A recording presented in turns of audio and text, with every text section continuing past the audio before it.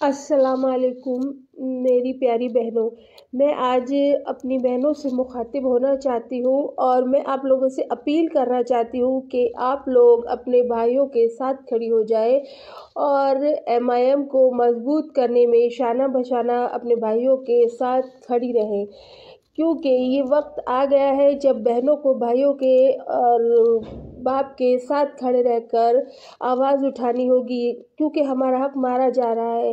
ہم 20% ہو کر بھی کچھ اپنے بچوں کے مستقبل کے لیے نہیں کر پا رہے ہیں۔ یہی وقت ہے کہ ہمیں اٹھ کھڑا ہونا ہوگا اور بتا دینا ہوگا کہ ہم لوگ پردہ نشین ضرور ہے لیکن کمزور نہیں ہے۔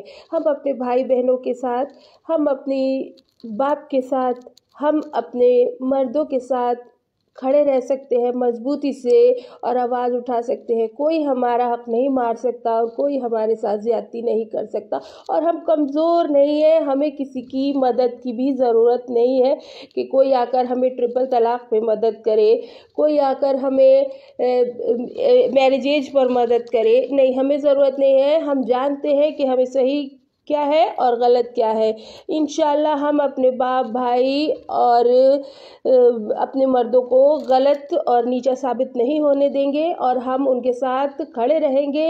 میری سب بہنوں سے اپیل ہے کہ راشٹریہ ادھیکش آدرنیے بیرسٹر اسد الدین اویسی صاحب کی آواز کو بلند کرے، ان کی بات کو گھر گھر تک پہنچائے۔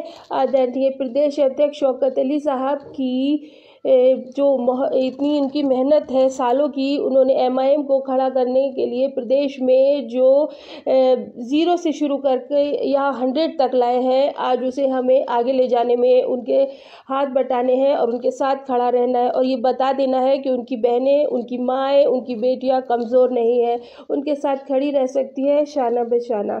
شکریہ، بس اتنا ہی میں کہنا چاہتی تھی۔ اللہ حافظ۔